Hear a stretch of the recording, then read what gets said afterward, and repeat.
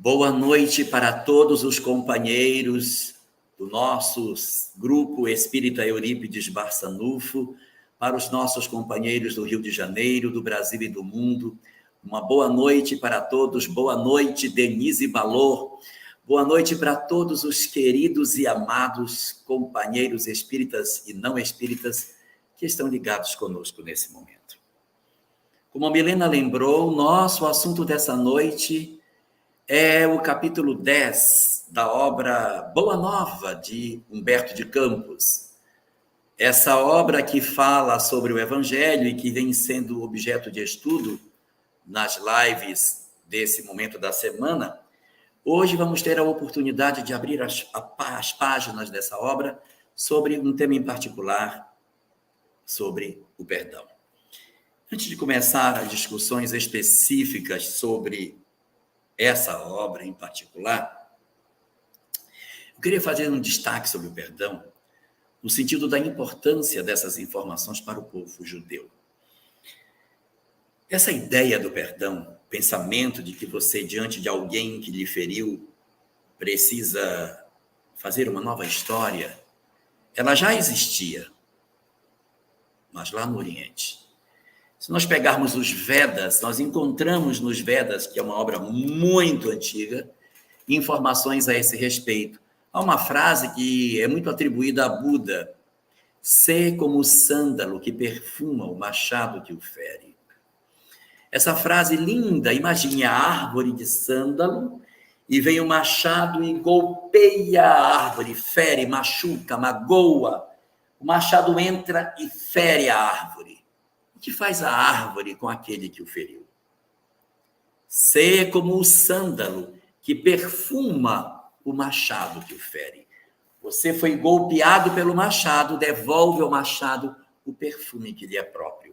Essa frase é dos Vedas, muito mais antigo do que o Buda.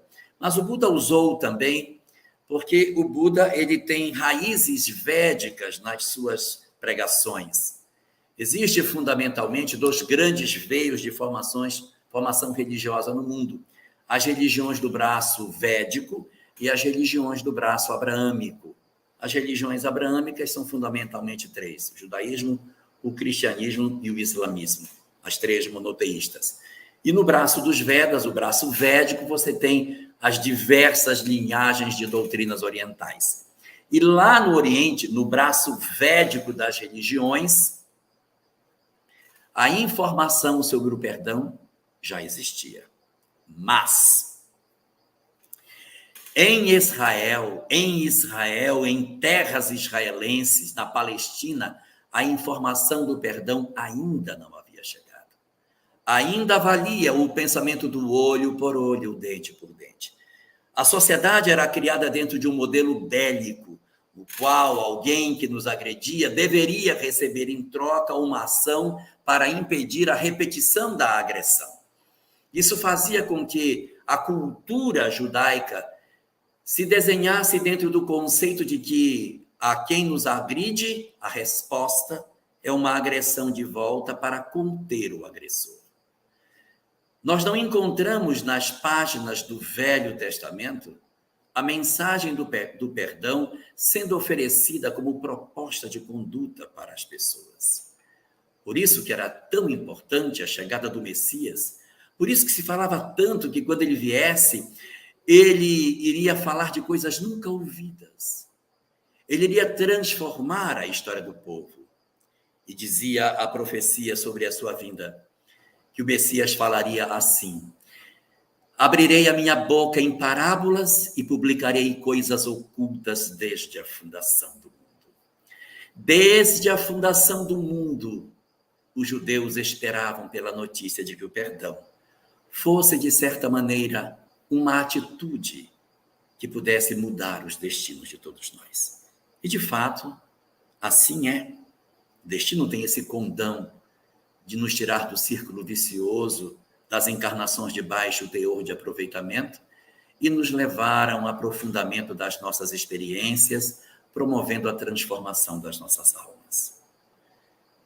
Mas, até que Jesus chegasse na Palestina, essa informação não havia chegado.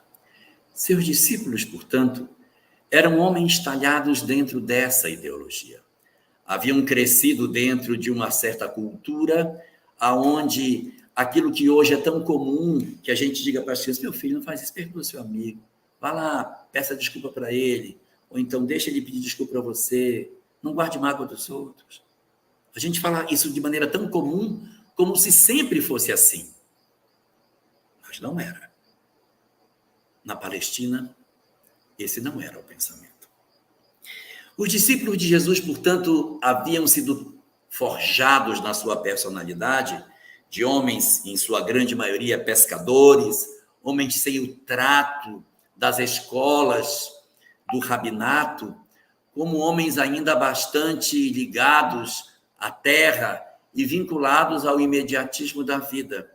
Então, nesse sentido, é compreensível que eles tivessem, evidentemente, até hoje temos, dificuldades para lidar com o perdão.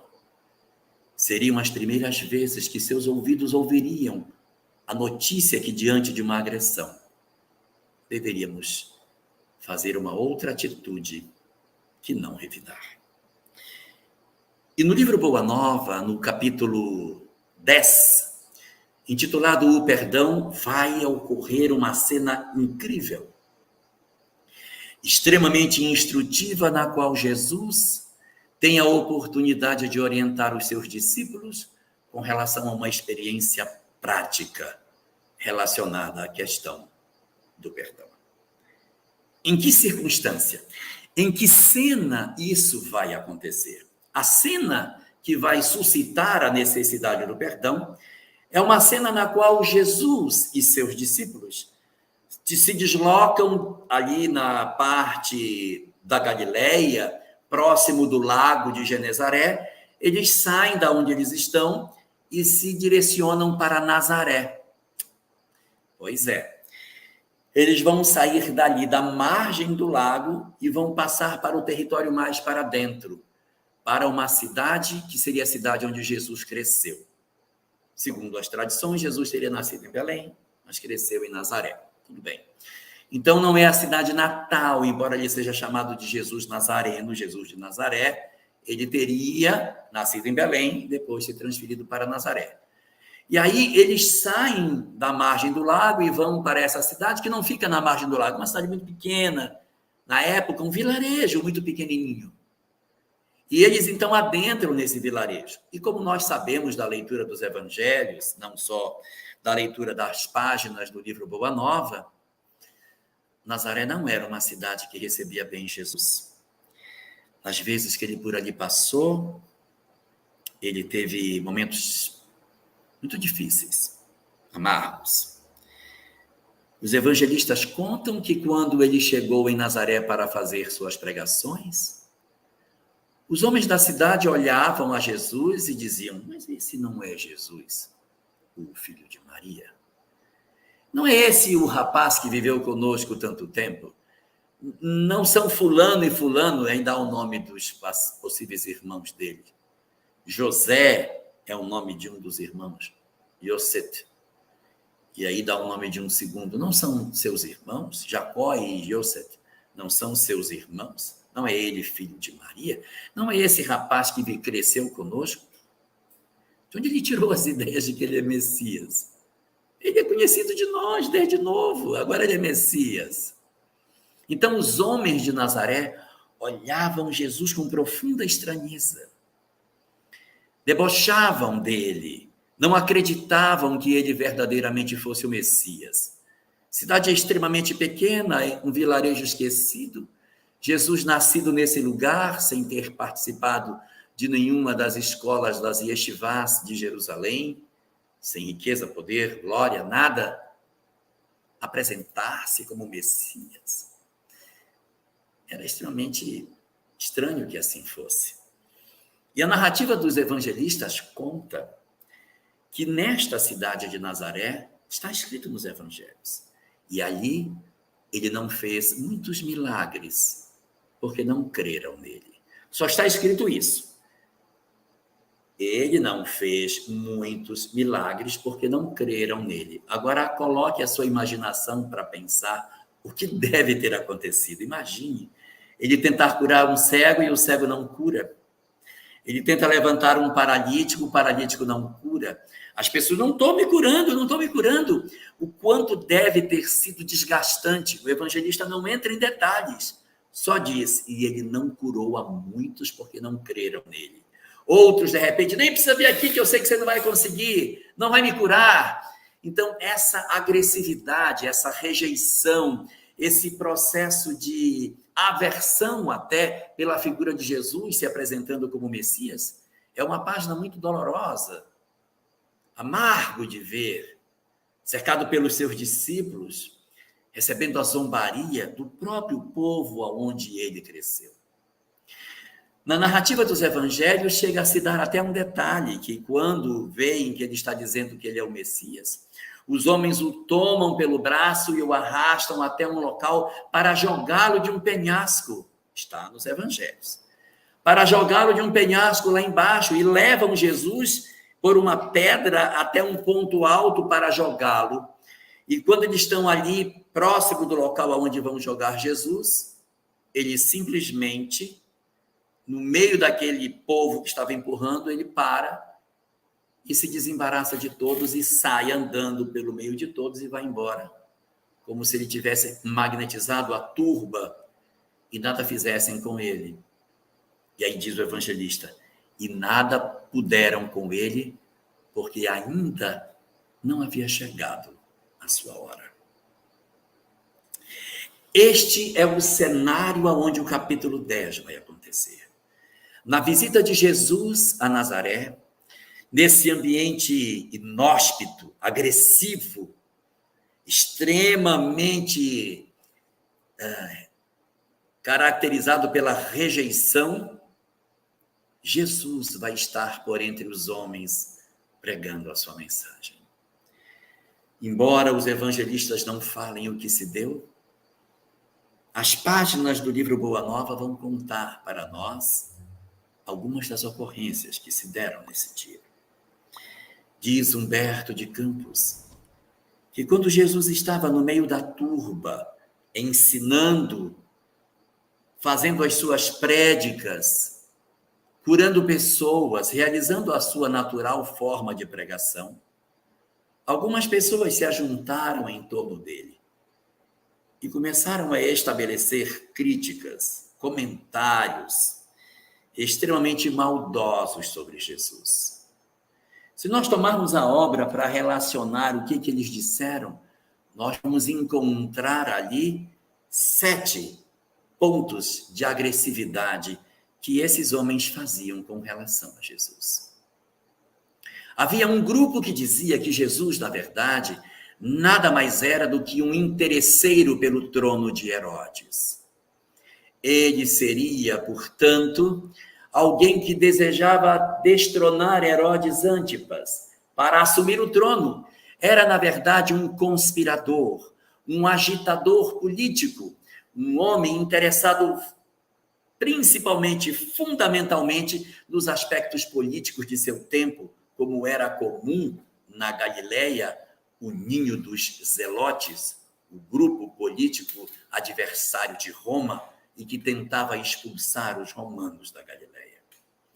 O primeiro grupo daqueles que olham para Jesus o rotulam simplesmente como um político, como se ele fosse alguém interessado em fomentar uma revolução, uma rebelião para destronar Herodes e assumir o trono na Galileia. Herodes comandava apenas a Galileia, não comandava a Palestina como um todo. Eram 4 os tetrarcas que haviam herdado o trono de Herodes, o pai dele, que era realmente o rei de tudo. Mas essa não era a única acusação que ele recebia. Havia um segundo grupo que dava uma outra conceituação para Jesus. Chamava Jesus de um feiticeiro incomum. Veja que não é um feiticeiro comum, é um feiticeiro incomum. Ele não passa de um feiticeiro. É um feiticeiro incomum, porque realmente ele faz umas coisas bem interessantes. Mas é um feiticeiro, gente. É simplesmente um bruxo, um mago. alguém dotado de algumas faculdades do ponto de vista da magia e que está seduzindo a população, enganando as pessoas. Observe que tanto o primeiro como o segundo não falam do conteúdo de suas pregações. O conspirador contra Herodes só está enxergando o aspecto político, não está vendo o conteúdo de amor que Jesus trazia. O feiticeiro também não tem essas características. E o terceiro acusava Jesus de ser um servo do espírito do mal. Meu Deus! Ele não passa de um servo do espírito do mal. Ele está inspirado pelos demônios. O espírito do mal o tomou. Ele, na verdade, pelo que faz, é inspirado pelas trevas. O quarto olhava Jesus e comparava com a lei de Moisés. E dizia, esse é um inimigo de Moisés. Sua doutrina quer derrubar Moisés. Ele é contrário às nossas tradições. Ele é contrário à lei. Ele é, na verdade, um homem que precisa ser contido pelos anátemas que ele faz. Ele é um blasfemo. Ele precisa ser contido. A blasfêmia está na sua boca. Já o quinto grupo achava que Jesus estava a serviço de outros reinos que queriam invadir invadir a Galileia. E diziam, esse homem não passa de um servidor, de uma secla, de outros príncipes, de outros reinos interessados em nos invadir. Ele quer provocar a instabilidade política para aqueles a quem ele serve possam se infiltrar dentro do nosso país e destruir a nossa pátria, fazendo com que outros reis assumam o comando da Galileia. O sexto grupo, criticando Jesus, não faltavam acusadores, né? Um sexto grupo dizia que Jesus, na verdade, não passava de um traidor de Herodes Antipas, que o interesse dele era se aproximar para depois apunhalar Antipas pelas costas.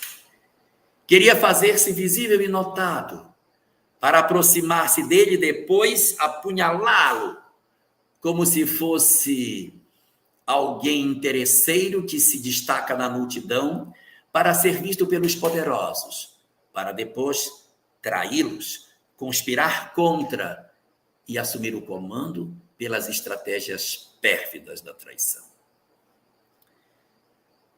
E esses todos que assim se misturavam possuíam uma característica. Eles não simplesmente falavam o que estavam dizendo, como espalhavam essas notícias para as outras pessoas. Havia, portanto, um grupo que, ouvindo as pregações, multiplicava as inverdades, ecoando esses mesmos predicados que eram oferecidos a Jesus, contaminando a sociedade, fazendo com que elas se retraíssem ainda mais. E espalhava-se, já naquela época, as fake news na cidade de Nazaré. Um ovo de cidade, mas já cheia de fake news, exatamente porque nós temos esse veso de ouvir o que os outros nos falam sem tirarmos lições por nós próprios daquilo que a gente pode aprender. O ambiente era extremamente agressivo para Jesus. E os discípulos, acostumados a revidar, a dar o troco daquilo que se dizia, entraram em discussão com os acusadores de Jesus. Bateram boca, ofenderam, se desentenderam, estavam quase para agredi-los fisicamente. A discussão estava acalorada, gritos, dedos em riste apontando para os outros, ofensas recíprocas que eles faziam na tentativa de, como entendiam, defender o mestre das acusações indevidas das quais ele se fazia vítima.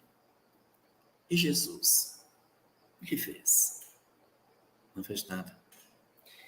Não se defendeu, não contestou, não agrediu os homens, apenas se retirou. Diante da calúnia, das imagens negativas sobre ele, das interpretações infelizes dos seus propósitos, o Cristo não teria se defendido. Não teria feito nenhum movimento no sentido de coibir a ação dos homens. Ele poderia. Passou por entre eles no penhasco. Fez tantos fatos extraordinários. Ele, o governador da terra. O que não poderia ter feito com as criaturas que o acusavam. Mas a grandeza dos espíritos não se mede pela força material com que eles se apresentam, mas pela fortaleza de espírito e pela compreensão dilatada do que seja a vida, pela ressignificação dos propósitos do existir que eles apresentam.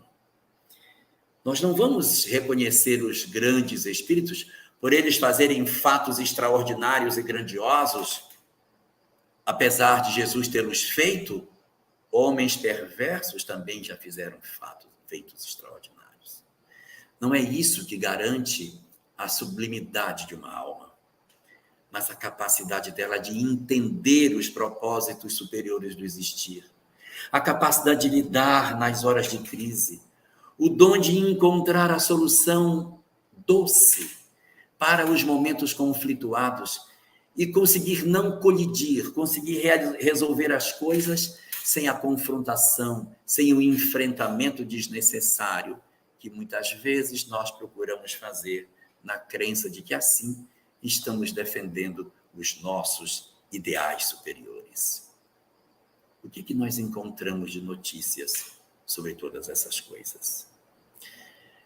Conta Humberto de Campos que depois dessa quantidade enorme de acusações e dessas discussões acaloradas dos discípulos com os acusadores de Jesus, em que alguns deles ficaram profundamente irritados, Felipe e Pedro eram os mais inflamados, estavam profundamente mexidos pela agressão que o mestre havia recebido. Esses, então, foram procurar Jesus, indignados por ele não ter reagido, ele deveria ter reagido, e chegar: Senhor, vimos que tu não reagiste, eles te acusam, e tu não dizes nada, tu vais deixar eles te acusarem. Jesus, então, na sequência do capítulo, vai responder aos discípulos através de perguntas que eles fazem, as respostas que Jesus vai lhes oferecer, costurando dessa forma a sua visão sobre essas questões. Se nós pudéssemos pegar essas lições que o livro nos oferece para essas 7 acusações que ele recebeu, nós vamos encontrar 10 lições de Jesus sobre o perdão. Aí a gente pega aí uma cartela para marcar, para ver se a gente marcou algum ponto nessa cartela. Vamos ver quem é que vai fechar a cartela e gritar bingo, se estiver cuidando desses 10 pontos, como sendo, de repente, as estratégias que Jesus nos apontou para que nós utilizássemos nas nossas horas de acusação indébita. Lá vai.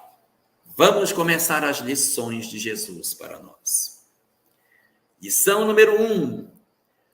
Quando questionado pelos discípulos do porquê não se defendeu, responde Jesus: a melhor réplica é sempre a do nosso próprio trabalho.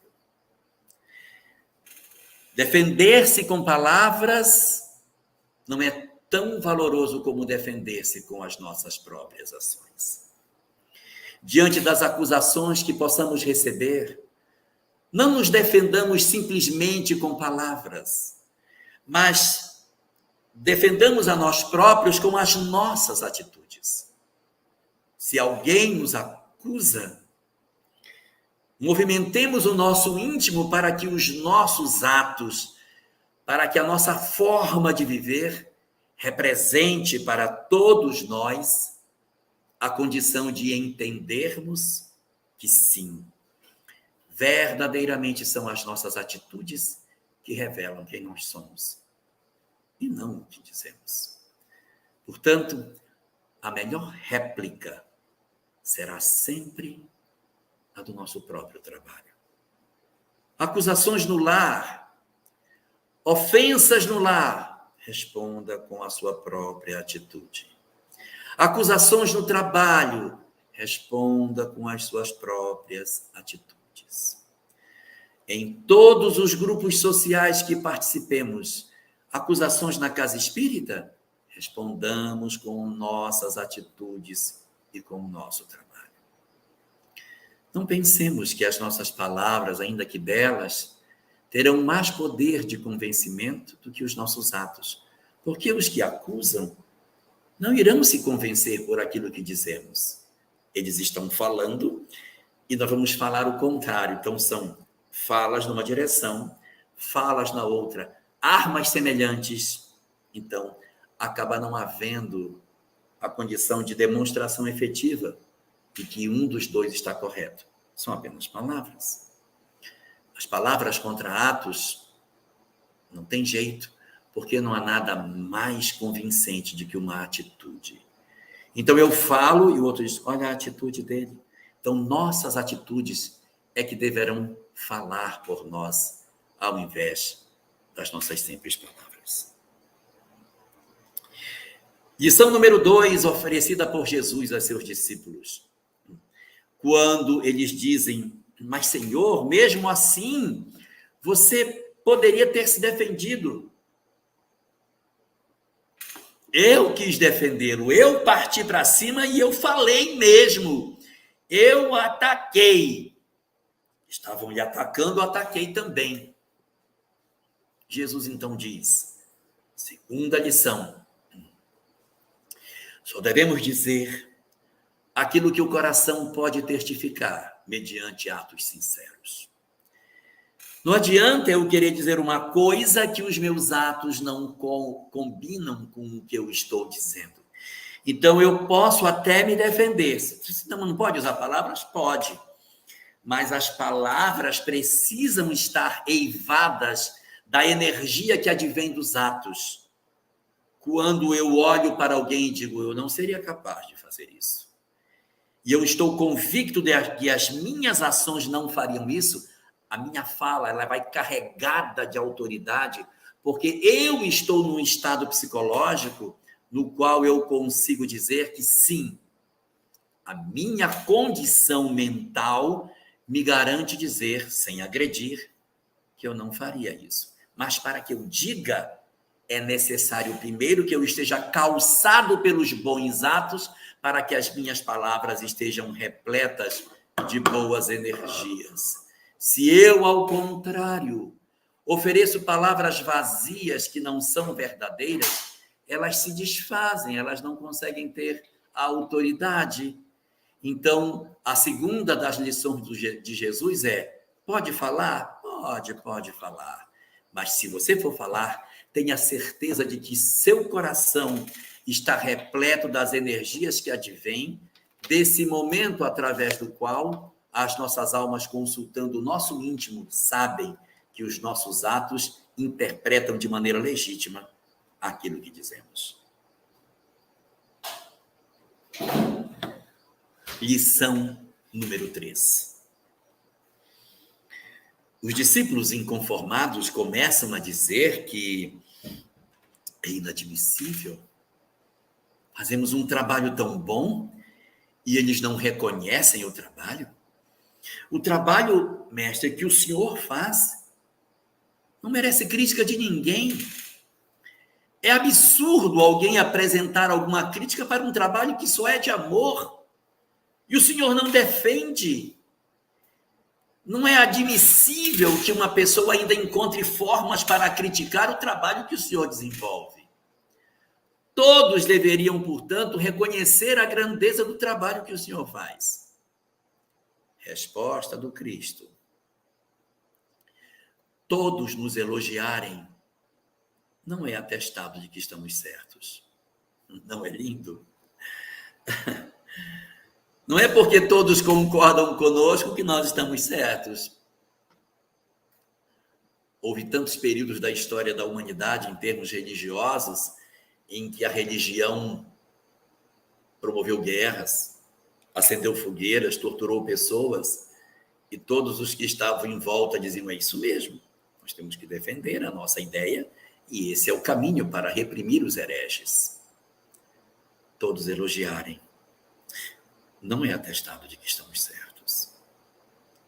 Não é. Não é por aí que nós vamos ter a convicção de que nós estamos corretos. Se alguns nos criticam, não quer dizer que nós não estamos alcançando êxito. Porque é compreensível que algumas pessoas possam pensar diferente de nós. Lição número 4. Dizem os discípulos: mas eles precisam entender que o trabalho que nós fazemos é um trabalho maravilhoso. Eles não entendem isso. Eles não compreendem o que fazemos. Nós temos que fazer alguma coisa para que eles nos entendam e tem que procurar para provar a eles que nós somos bons. Responde Jesus: nosso papel não é convencê-los do que fazemos. Nosso papel é servir a Deus. Ao invés de nós perdermos tempo discutindo e tentando convencer os outros, façamos a nossa parte. Sirvamos a Deus. Sigamos na rota que a gente tem para fazer. Então, há dificuldade? Mantenha-se no trabalho. Dobrou a dificuldade? Permaneça no trabalho. Porque afastando-nos do trabalho, perdemos a conexão com aqueles que nos tutelam. E aí vai ficar mais difícil. Abandonar a tarefa porque somos criticados é indicar que nós não estamos entendendo a quem servimos. Não servimos aos homens, não servimos aos que nos criticam, servimos a Deus, até mesmo no trabalho profissional. Servimos a Deus, estamos a serviço da vida na atividade que desempenhamos. Esse, o quarto conselho do Cristo. Não esquecer que o nosso papel não é agradar aos homens, mas servir a Deus. Quinto deles, os discípulos dizem: mas Senhor, o que o Senhor está propondo é muito difícil. O Senhor está querendo que a gente perdoe esses homens? Não tem como fazer isso. Eu posso até perdoar, mas eles vão ficar atravessados na minha garganta. Até perdoo, mas não vou conseguir engolir isso. E diz o Cristo: perdão não funciona assim. O perdão tem que ser oferecido com espontaneidade, lavando o coração, retirando de nós todas as tintas de dores, de ressentimentos. O perdão precisa lavar a alma por dentro para nos libertar, para nos desalgemar da circunstância infeliz de termos as nossas histórias atreladas àqueles a quem odiamos. Conceito número 6. O sexto dos conselhos oferecidos por Jesus. Os discípulos disseram: mas Senhor, não tem como. Não vou perdoar um homem desse. Eles são violentos, eles são agressivos. Aí eu perdoo, ele vem e me esfaqueia, me mata, me agride, me fere. É certo que eu perdoe quem me agride e ele vem depois e ainda me machuca mais e pode até me matar? É certo fazer isso? Jesus então diz: o perdão não exclui a necessidade da vigilância. Por quê? Porque às vezes a gente acha que perdão significa dizer que a pessoa agora é meu amiguinho que eu vou andar de beijos e abraços com ele. Não, não é isso.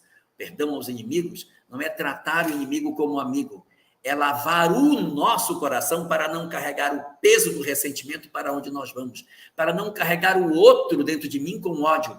Tira ele de dentro de você. Perdoar é não carregar. Jesus não carregou esses homens, eles estavam criticando, ele simplesmente se retirou e não os carregou dentro de si.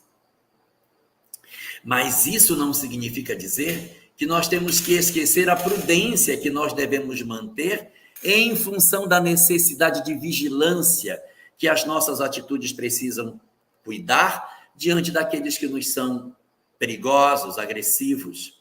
Eu perdoo não é para dizer eles não têm culpa alguma.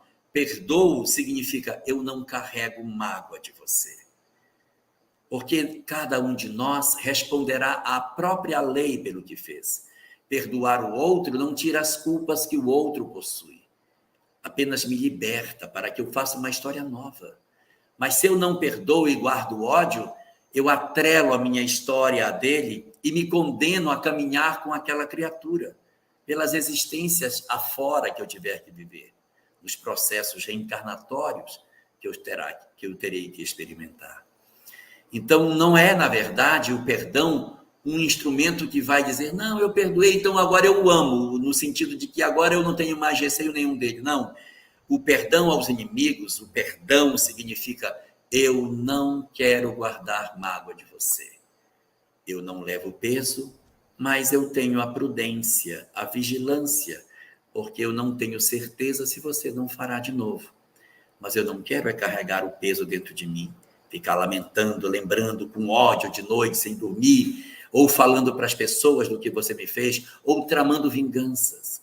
Nem se trama vinganças, nem se fala disso para os outros, e nem se planeja com o nosso pensamento o desejo do mal para aqueles que foram nossos agressores. Conselho número 8, apresentado, conselho número 7, apresentado por Jesus. Pedro, nessa hora, diz assim para ele, mas eu vou dar perdão para ele se ele nem se arrependeu, é certo isso? O cara nem se arrependeu e eu dou perdão, ele vai fazer de novo? Tudo bem, essa história de perdão, tudo bem, mas o cara tem que se arrepender. Ele se arrepende, aí eu digo, tudo bem, você está perdoado. De Jesus. Não é necessário que o outro se arrependa para que você o perdoe. Ah, mas eu quero que ele venha até mim, se ajoelhe nos meus pés e diga, me perdoa pelo que eu fiz. Eu digo, você está perdoado. Esse é um nível de perdão, mas o perdão que o Cristo propõe é o tempo todo. Não se precisa esperar que o outro se arrependa. Ah, mas ele não se arrependeu. Problema dele se ele não se arrependeu. No livro Momentos de Decisão, no capítulo 18, uma mensagem chamada Culpa e Resgate, Marco Prisco diz o seguinte, se você tem alguma coisa contra alguém, vá com esse alguém e peça desculpa. Se ele não lhe perdoar, problema dele. Mas se você não pedir perdão, problema seu. Então, nós temos que pensar que não é porque o outro não se arrependeu que eu tenho que carregar o peso daquilo que ele me fez até o dia que ele se arrepender. Aí eu já estou doente. Então, eu tenho que fazer tudo para me desembaraçar, ainda que ele não tenha se arrependido. Ele vai se entender com a lei para lá, sei lá como ele vai fazer. Mas se eu guardar ódio, mágoa, eu atrelo o meu destino ao dele. Eu não quero carregar esse peso. Então, solta o cidadão. Liberta o companheiro para que você possa fazer uma nova história e ele possa fazer uma nova também. Conselho número 8. Felipe, um dos discípulos, indignado, diz, mas Senhor, esses homens são homens endurecidos. Vai dar perdão para um cara desse que é mau? Perdão para um cara desse que não tem propósitos superiores? Vou perdoar um criminoso que lhe agride, que lhe debocha? É certo perdoar um cara desse? Ele não merece perdão, ele não se arrependeu, ele não mudou, ele é uma pessoa má, não tem sentido perdoar os maus. E Jesus pergunta para Felipe, Felipe, nem tu edificaste o reino de Deus dentro de ti. Como que tu queres criticar isso no outro, se nem tu mesmo conseguiste ainda edificar dentro da tua alma essa condição espiritual? Tu e ele também são indivíduos caminhando na direção de Deus. Não vale a pena, portanto, ficar julgando os outros por serem imperfeitos, quando nós, da nossa parte, também somos almas profundamente endividadas com a lei. Penúltima de todas as recomendações de Jesus. Pedro disse, então quer dizer que a gente não tem que se defender. Então o cara agride, ofende e a gente fica calado, não fala nada. Aí Jesus disse, não. Se as tuas ações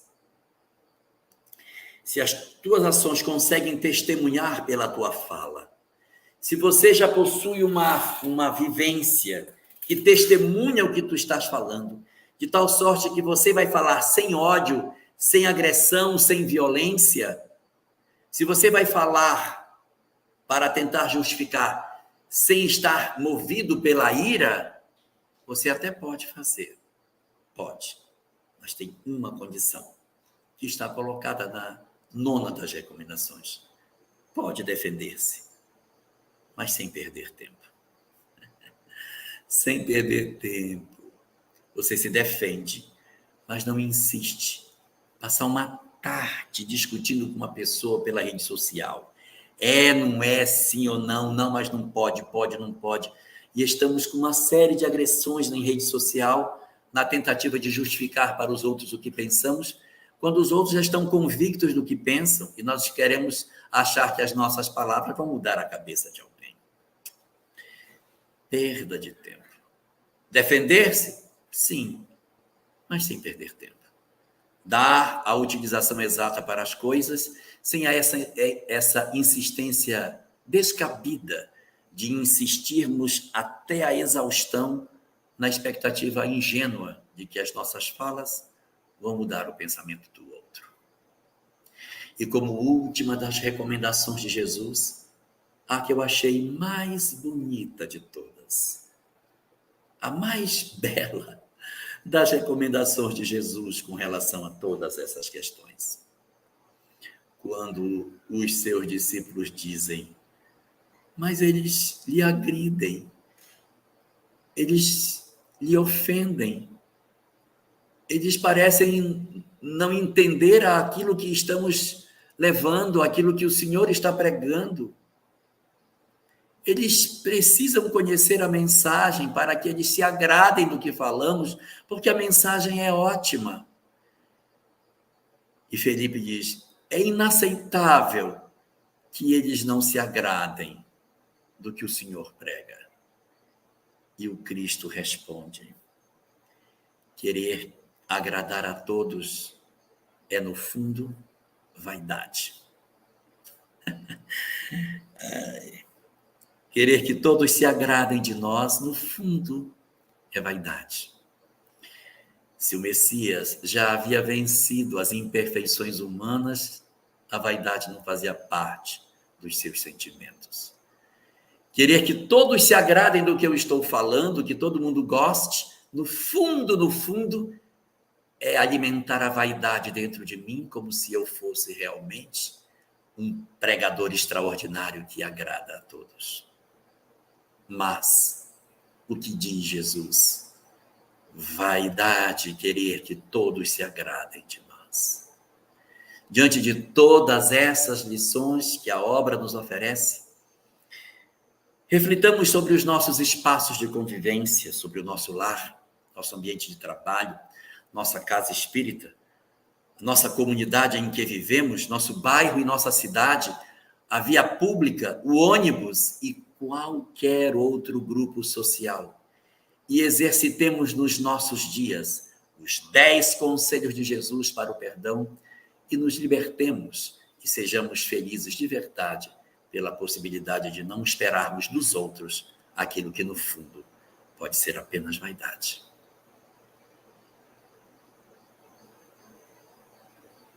Jorge, amigo, se eu falar para você que eu peguei o bloquinho e fui anotar, assim como vários amigos que estão aqui nos acompanhando nessa noite, para acompanhar passo a passo as 10 lições que você nos trouxe a partir do texto O Perdão, do livro Boa Nova. Amigo, queria saber, eu vou fazer uma provocação. antes Eu de quero saber passar a quem foi que palavra. marcou, quem foi que gritou bingo, que marcou a Exato. inteiro.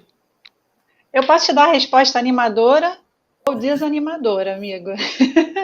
A resposta animadora é que estamos no caminho. Porque, como diz o texto, o homem de bem, aquele que se achar no desenvolvimento, né? Eu com as minhas palavras, de pelo menos uma, né? Das qualidades ali. Então, dentro do que você trouxe para gente, o que eu tenho observado aqui, fazendo a leitura do chat, é que nós estamos ali em um ou outro item exercitando. E muito bacana, porque os irmãos foram fazendo junto aqui contigo, foram acompanhando, e eu vou trazer alguns comentários para que você também, né, faça a sua resposta, deixe o seu comentário para os irmãos. A Sandra Bedoni, ela diz assim: Deus lhe pague a caridade. Hoje muitas coisas acordaram em mim. Perdoar não é impossível, se o amor de Deus é que nos move. Então, olha só, amigo, o Lindo, estudo de né? hoje tocou o coração da nossa amiga Sandra. Tem uma pergunta aqui, amigo, mas foi no início da sua fala, então eu acho que de repente a sua fala já foi a partir das 10 chaves, né? O passo a passo que você foi deixando para gente. A nossa amiga Solange Guerrara, ela fez a seguinte pergunta no início da fala: há alguma situação em que o perdão não é possível? Olha, não é que ele é uma situação, é uma circunstância espiritual em que nós nos encontramos. Porque os egoístas não são capazes de fazer caridade. Há alguém que não é capaz de fazer a caridade? Respondem os espíritos, sim, os egoístas. Porque como eles pensam em si, eles não fazem nada nesse sentido. Agora, todos nós somos convocados ao trabalho do perdão, não pelo outro em si, mas por nós. Existe um equívoco, Milena, que as pessoas às vezes acham assim: fulano não merece o perdão, eu não vou dar perdão a ele, como se fosse uma coisa que beneficiasse o outro. Não é isso que a doutrina espírita diz. A doutrina espírita diz que quem se beneficia com o perdão sou eu, não é o outro. Porque o outro, pelo que ele fez, ele está entregue à lei. O que o outro fez é problema dele com a lei.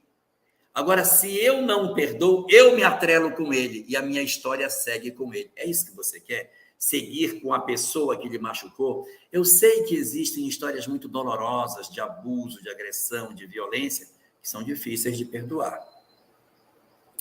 Mas é importante que a gente entenda o seguinte: retirar a pessoa de dentro de nós é a estratégia que a gente tem para fazer uma nova história. Você quer fazer uma nova história? Então, perdoa para soltar a pessoa. Porque se você não fizer isso, você vincula a sua história dele. E aí, existem 6 consequências do perdão. 6. Vou falar rapidinho, que eu sei que tem outras coisas aí. 6 consequências, vou falar rápido. Primeira, adoece fisicamente. 2, adoece psicologicamente, fica amargo. 3, adoece emocionalmente. As emoções ficam todas cativas no passado, não vive o presente. Aí os dias se passam e eu estou sempre olhando para trás com o espelho retrovisor e a vida vai passando e a gente nem vive. 4, ganha uma obsessão miserável. Uma perturbação espiritual por conta do ódio e da mágoa. 5, essa é dose. O cara reencarna na sua casa na próxima existência. Você tem a sua família, não o perdoou, então o sujeito vai nascer dentro da sua família. Já pensou? Não perdoei, eu vou ter na minha convivência exatamente aquele que tanto me feriu, nasce pertinho de mim. Aí você pode dizer, puxa, mas são 6, o que pode ter pior do que um cara nascer na minha família sendo um espírito inimigo? Tem. Ainda tem uma coisa pior do que essa. Uma coisa é esse inimigo nascer na sua família, outra coisa é você ir sozinho para morar na família dele. Porque enquanto ele vier para a sua, você ainda está cercado dos seus amores com uma nota dissonante aí, você que gosta de música, Milena, uma nota dissonante no meio disso. A outra coisa é você nascer num lar completamente estranho, pai estranho, mãe estranha, irmãos estranhos e um irmão inimigo. Olha que beleza. Então, a estratégia qual é? Perdoar agora, ainda que nos pareça difícil, para que a gente consiga fazer uma nova história e não repetir as experiências passadas. Profundo, amigo. E dentro disso que você falou, a gente vai pelos caminhos do entendimento e do sentimento. né? Se ainda não há aquele sentimento total, porque eu acredito assim, acredito, né? O ensino, a doutrina nos ensina. Quando nós realizamos o processo de autoconhecimento e vamos entendendo as nossas dificuldades, as nossas fraquezas, nós vamos compreendendo as dificuldades e fraquezas alheias.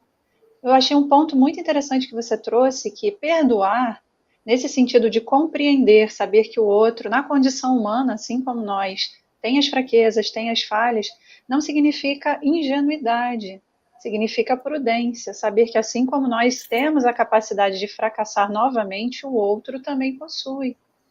Então, achei muito interessante essa chamada de atenção que você trouxe para a Tem uma gente. outra também, tá? Perdoar não significa voltar, tá bom? Porque ele diz assim: você tem que perdoar esse meu marido, o que eu vou fazer? Não, tem que perdoar. Ai, mas não quero mais morar com ele, não quero mais estar casada com ele. Então, perdoar um cônjuge, um parceiro afetivo, não significa que não, você perdoa, então traz ele de volta para casa. Não. Perdoar é tirar aquela mágoa. Pode até voltar se quiser, mas se não quiser, o importante é que a gente não se olhe mais com aquele olhar fulminante, não se queira mais o mal do outro. Então, eu perdoo é quando eu tiro esse peso de dentro de mim. Como é que eu vou saber se eu consegui perdoar alguém? É que eu consigo contar a história sem chorar. Quando eu conto a história, eu não me emociono mais. Quando eu conto a história, eu não sinto o meu coração ficar agitado. A minha respiração não muda quando eu sinto, então aconteceu isso, ele fez assim, aconteceu tal. Quando eu conto a história, eu percebo que o meu emocional não participa da narrativa, o perdão foi alcançado. Mas eu digo assim, eu já perdoei ele, mas eu não consigo, aí chora. O perdão está em vias de acontecer, mas ele não se concretizou ainda, tá bom? Amigo, a nossa amiga Marlene Rosa, ela diz assim: Meu Jorge, Deus! tá vendo? Como adequar a nossa realidade que a atitude de Jesus, retirando-se de Nazaré, com um tranquilo sorriso, não foi fraqueza, covardia. Aí ela diz assim: dê um exemplo prático. Para facilitar, amigo, para É, facilitar. o que Um acontece abraço para ali, Marlene. o que acontece, Marlene, nessas circunstâncias, é a gente não se agastar com as pessoas. Quando você vê uma criança agir com você de maneira agressiva, você não se magoa com ela. Quando ela diz, você não deixou eu sair, você é chata. Você não fica com raivas. Vem cá, para com isso, vem cá, isso é para o teu bem, você não pode ir, vem cá. Olha, vem cá, vem ver a televisão, vem ver uma coisa, eu te mostrar uma coisa. Você não se magoa. Por quê? Porque você, numa condição de maturidade, você lê o outro e tem uma visão diferente da dela. Então, quando nós estamos num cenário como o nosso, que a gente está vivendo, de espíritos ainda tão imperfeitos, e sofremos uma agressão, o que temos que fazer? Nós temos que nos aproximar da visão que Jesus tinha das coisas. Qual? Sou uma alma imortal. Sou um espírito a caminho da imortalidade e da felicidade. Não sou um corpo de carne. Isso que está acontecendo é uma circunstância temporal, mas eu sou atemporal. Eu vou existir para sempre e posso tirar uma lição disso. Mas se eu, de repente, devolver, se eu me enxergar como pessoa simplesmente, e o outro como pessoa, eu posso me desequilibrar. Então, preciso me ver como espírito imortal. Não posso deixar de me perceber como uma alma que precisa se resolver para ser feliz.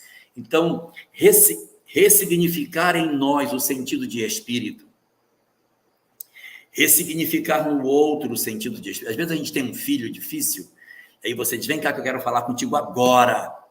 Mas se você olha para ele como pessoa e você pessoa, você pode até agredi-lo.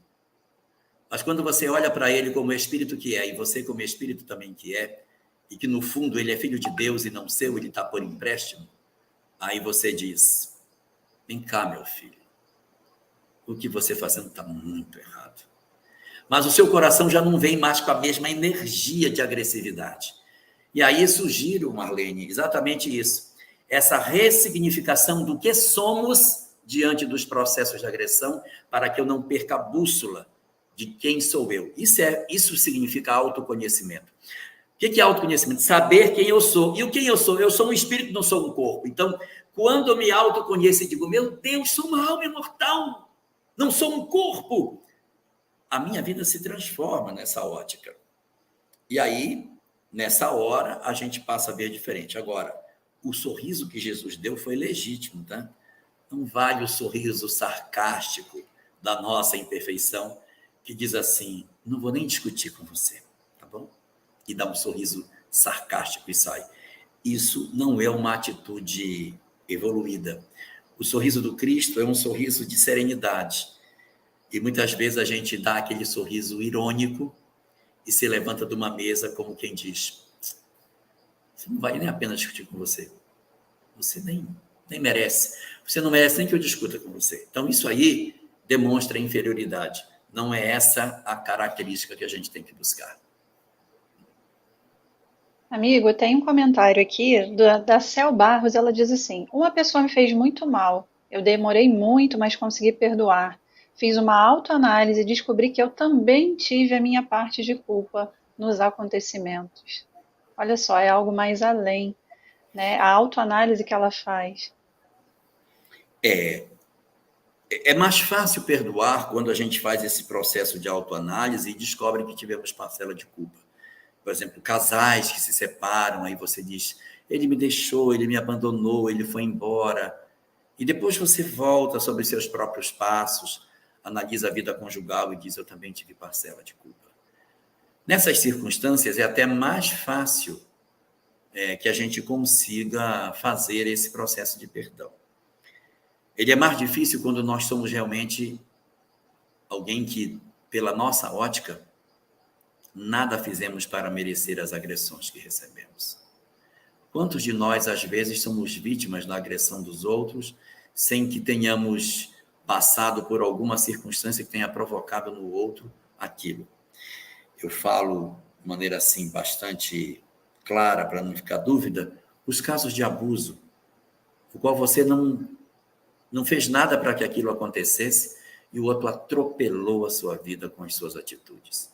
E depois você vai ter que juntar os seus cacos e trabalhar o processo do perdão para que você não siga sequelado, não sequele seus filhos, não sequele sua relação conjugal e construa um futuro feliz, porque o outro, que foi o agressor, ele está entregue à própria lei, sem a necessidade que nenhum de nós levante o braço vingador, porque a lei possui os seus mecanismos naturais para realizar o processo de atingimento de cada um de nós. E a Tereza Cristina, amigo, ela diz assim: você viu que o tema mexe com todos nós, né? Porque é algo que nós fazemos esse exercício diariamente, constantemente. Há um irmão aqui agora me passou, uma irmã, ela comentou, ao mesmo tempo em que nós exercitamos muito a questão do perdão, nós também magoamos muito ainda. É importante observarmos isso. E aí a Tereza Cristina, ela diz assim: eu acredito que seja dessa forma, porque ela botou, se beneficiar não será egoísmo, exatamente no momento em que você falava do perdão, quando nós o praticamos, é primeiro o benefício em nós mesmos, para nós mesmos. E aí eu vou unir a pergunta da Tereza, eu vou colocar, vou te fazer uma solicitação bem simples, amigo. O perdoar 70 vezes 7. Só isso, tá bom? Essa expressão 70 vezes 7, ela está na Gênesis, tá? Quando Caim matou Abel, isso aí é mitologia, não é para ninguém pegar isso de maneira literal. Quando Caim matou Abel, Deus fez uma marca na testa de Caim para que ninguém o matasse. Para que ninguém o matasse. E disse, se alguém matar Caim, eu o vingarei 7 vezes. Então, para quem matasse Caim, Deus vingaria 7 vezes. Eu não vou dizer ao certo, acho que são 5 gerações depois de Caim, houve um personagem que eu não vou lembrar agora o nome dele, que também era muito mau, e diz, eu sou descendente de Caim. E se Deus marcou para punir 7 vezes quem fizesse mal a Caim, a mim, se agredirem, terá que ser punido 70 vezes 7 vezes. Então, o 70 vezes 7, ele faz parte do ideário judaico como sendo um número imenso, um número muito grande. Não é 490, é uma quantidade enorme de vezes. E aí, quando nesse capítulo 10 ele encerra exatamente com essa pergunta. Pedro diz assim: Senhor, até quantas vezes deverei perdoar o meu irmão? Até 7? E diz o Cristo: não te digo até 7, mas 70 vezes 7. Essa frase que está no texto do capítulo 10 do Boa Nova, que é o texto que estamos estudando hoje, ela aparece no capítulo 18 de Mateus, só lá que aparece. O capítulo 18 de Mateus é um capítulo muito particular do Evangelho, porque é um capítulo onde Jesus faz uma reunião com os discípulos. Ele falava para uma pessoa, conversando com um, ele falava com a multidão e falava com o colégio dos 12. O capítulo 18 é uma reunião interna com os 12. Então, nessa reunião, ele bota os discípulos dentro da sala e diz: eu quero bater um papo só com vocês aqui. Aí é uma conversa fechada, Jesus com os 12. E aí um deles diz assim: Senhor, qual de nós é o maior? Aí diz: o maior de vocês será o que servir mais o outro. Aquele que for, olha como for como menino. Então ele compara com o menino, que é aquele que mais serve. Aí ele começa a fazer umas etapas. Se no colégio um dos 12 se perder, então eu vou buscar o que se perdeu e reintegro ele no grupo, a ovelha perdida. Ele vai contar a história. Quando eu reintegrar, as ovelhas recebem o que foi e não fazem nenhum questionamento, coisa que a gente não faz. Quando alguém do grupo espírita se desvia, e aí Deus vai e volta, a pessoa diz: mas fulano não pode mais assumir essa responsabilidade. E as ovelhas não fazem nenhum tipo de juízo de valor. A ovelha desgarrou, papai do céu trouxe de volta, reintegra e segue, é a vida que segue. Aí ele diz assim: vocês que são irmãos, se um brigar com o outro, você vai com ele e tenta se reconciliar. Se não conseguir se você se reconciliar, beleza. Se não conseguir se reconciliar, chama um ou dois e vai conversar vocês para tentar reconciliar. Se não conseguir, chama os 12. Reúne os 12 e expõe o que está acontecendo para que os 12 julguem se aquele companheiro, no caso que ele chama de irmão, se o irmão merece ser ainda integrado ao grupo ou se ele tem que ser desligado. Se os 12 decidirem que ele não merece mais, então ele vai ser retirado. E tudo que desligar na terra, desliga no céu. E o que ligares na terra, vai ser ligado no céu. Proteção espiritual. Aí Pedro diz: e até quantas vezes deverei perdoar meu irmão? Ele está falando no colégio dos 12. Se o colega da casa espírita perdoar, até quantas vezes devo perdoar? Esse irmão que ele está falando não é o sacerdote, não é o doutor da lei. Ele está perguntando, é dos 12 ali. E até quantas vezes deveria eu perdoar o meu irmão? Eles não chamavam os sacerdotes de irmão. Era lá no colégio. Aí é que Jesus diz: não te digo 7, mas 70 vezes 7. Pedro, não fica contando. Perdoa o companheiro e toca para frente. Incrível, né, amigo? E aí eu vou fazer a última pergunta da noite. Provavelmente a gente não vai conseguir atender a todos os irmãos, mas a irmã disse assim, é a Graziela Politano. Ela diz: faz a minha pergunta, por favor. Acredito ser fácil perdoar o outro, mas quando temos que nos auto-perdoar, você convive com esse conflito dentro de você todos os dias. E aí, amigo? Perdoar a si mesmo é uma tarefa bastante difícil. E a estratégia mais adequada para que você consiga perdoar a si mesmo é você compreender que você hoje tem uma visão diferente da que você teve lá atrás. Por isso que você quer se auto-perdoar. Se o que você fez no passado você acha que estava certo, e aí você está adulto hoje, olha para a adolescência e diz: não, o que eu fiz estava certo, não tem porquê você estar preocupado com perdão. Afinal de contas, você não acha que fez nada errado, não entendeu que mudou nada.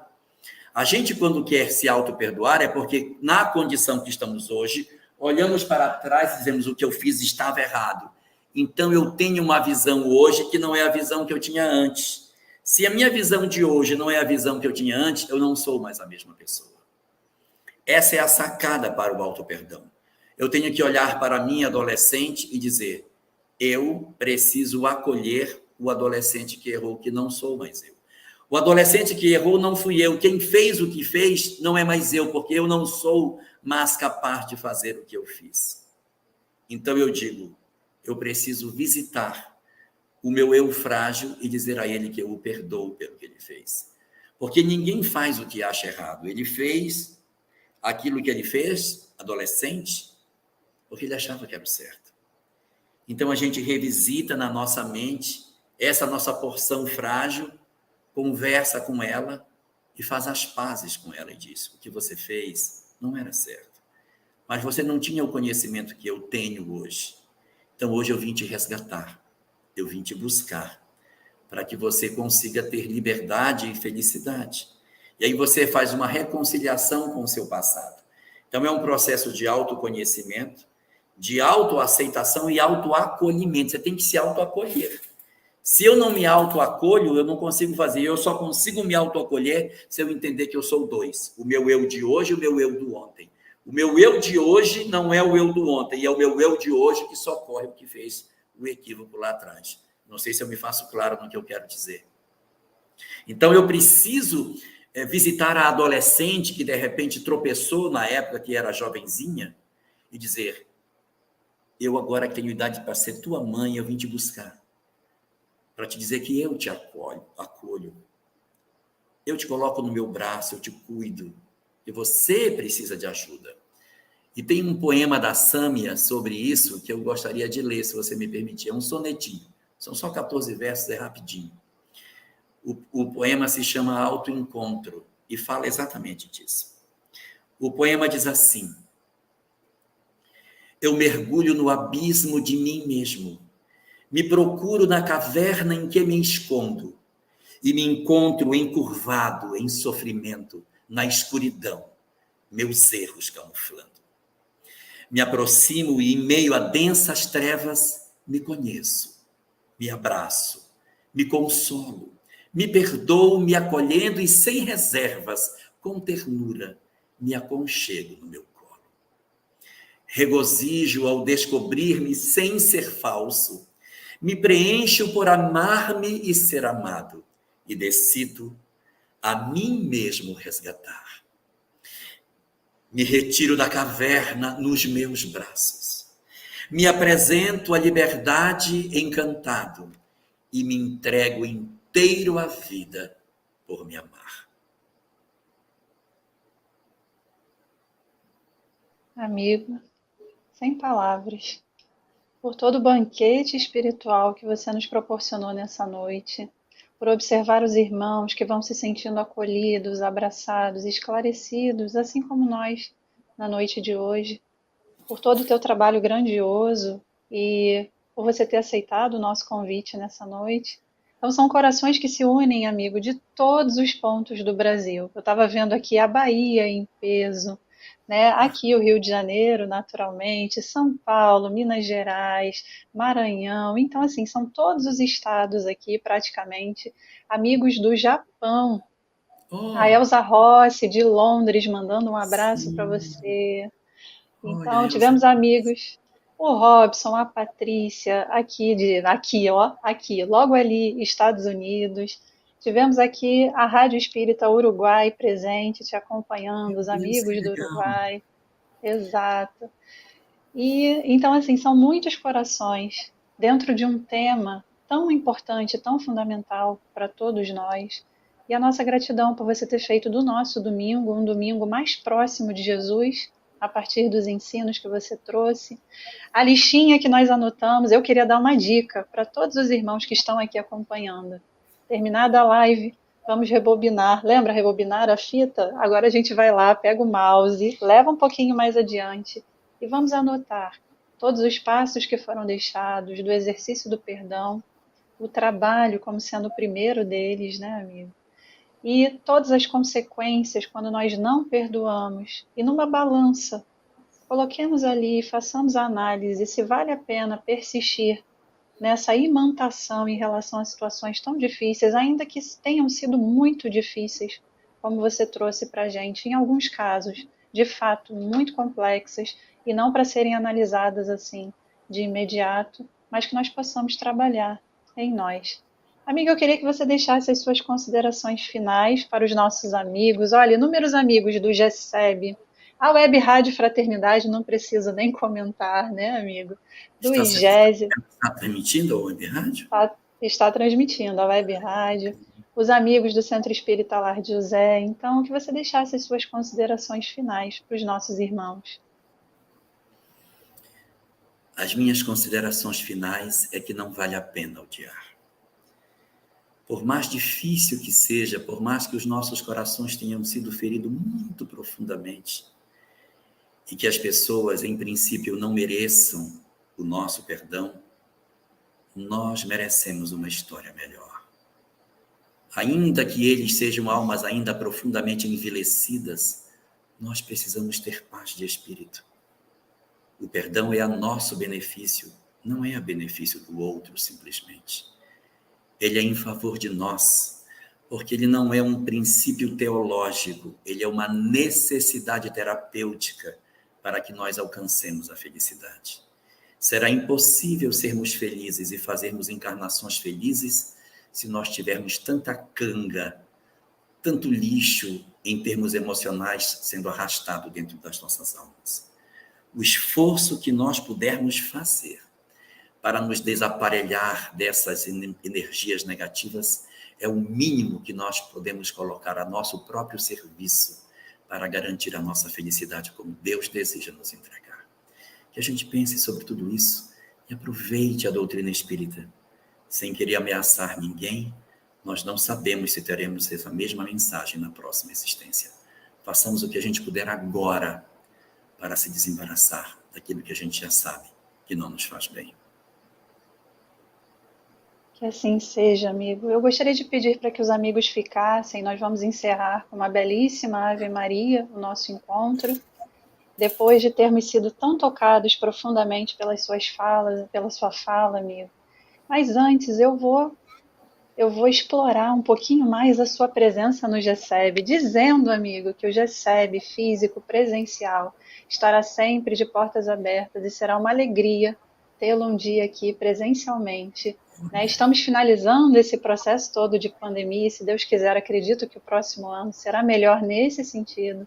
Sim. Então, será uma honra e uma alegria recebê-lo aqui presencialmente, num futuro não tão distante e próximo, aqui no GESEB. Eu queria que você fizesse a nossa prece de encerramento e após, então, faremos o fechamento com Ave Maria. Então vamos orar. Senhor dos nossos corações, somos almas migrantes de diversas eras e de inúmeras experiências que trazemos na intimidade dos nossos corações, feridas muito profundas que atravessam a intimidade do nosso ser e se depositam em porções profundas das nossas almas. Nossos corações sangram diante da imensidão de dores que muitas vezes arrastamos de outras existências, ou mesmo desta. Nossas histórias de vida, nossos dramas familiares, nossas dificuldades íntimas, muitas vezes justificam em nós as lágrimas escondidas que só o travesseiro conhece, mas que os nossos corações torturados conhecem muito bem. Somos assim, Senhor, almas carecentes de paz, espíritos necessitados da Tua bênção, de uma perspectiva de melhora das nossas vidas e da oportunidade bendita de nos desembaraçarmos da imensidão de dores que cultivamos dentro das nossas almas. E por isso clamamos pela Tua misericórdia, na furna escura em que nos condenamos pelas nossas próprias culpas, e te rogamos pelo Teu amor, pela Tua misericórdia, para que a luz infinita das Tuas bênçãos, rompendo a escuridão em que nós mesmos nos condenamos, derrame sobre nós a sensação da Tua presença divina, a preencher as nossas almas da certeza de que não estamos sozinhos. Por isso te rogamos, Senhor, Vem, Senhor da vida,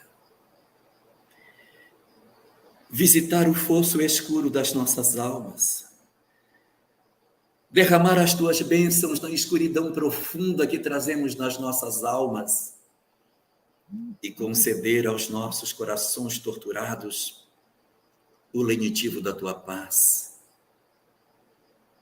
a bênção da presença do teu amor sobre as nossas vidas.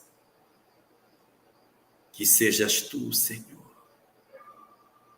a figura excelsa a oferecer para nós a esperança de dias melhores, a possibilidade de nós vencermos as dificuldades profundas que trazemos dentro de nós.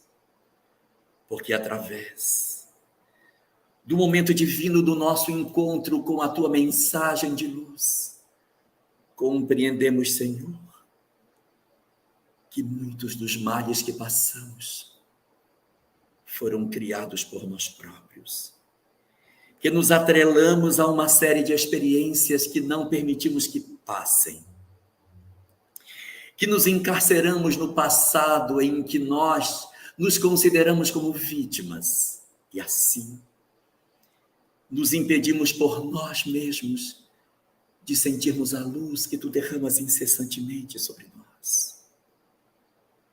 Assim te rogamos que nesta noite, que tu nos concede da tua presença nas nossas vidas, que tu venhas nos visitar mais uma vez, que envies os teus anjos benfazejos, para que derramem sobre os nossos corações infelizes a sensação da tua proteção,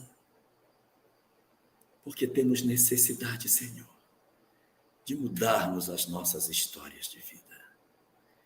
Deixa-nos assim sentir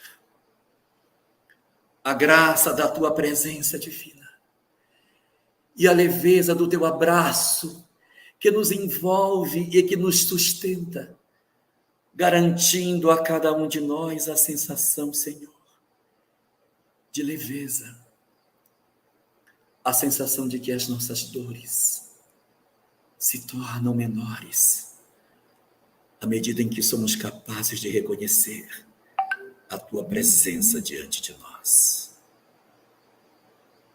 Senhor da vida, ajuda-nos a perdoar os nossos agressores. Ajuda-nos a tirar do coração as mágoas e os ressentimentos.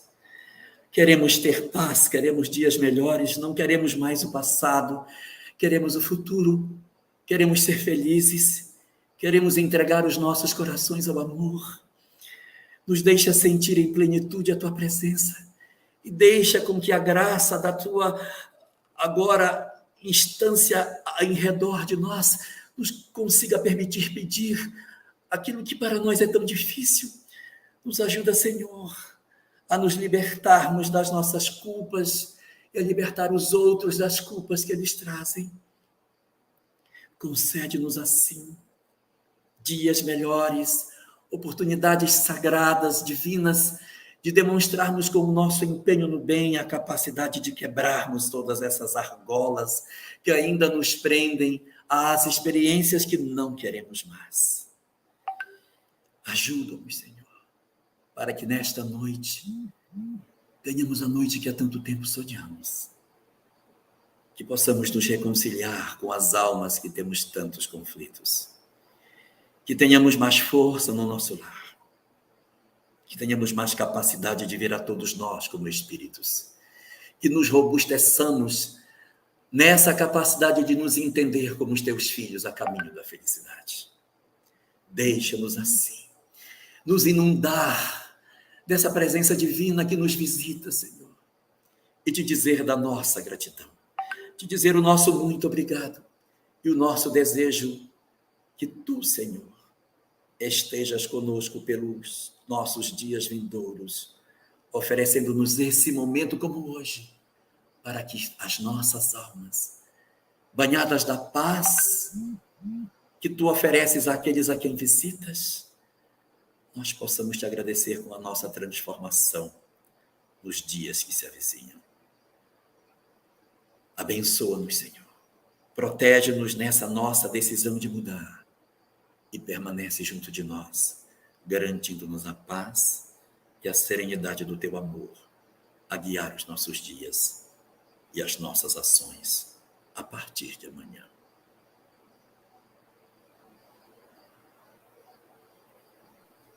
Que assim seja, amigo. Profundamente emocionada, mais uma vez, gratidão.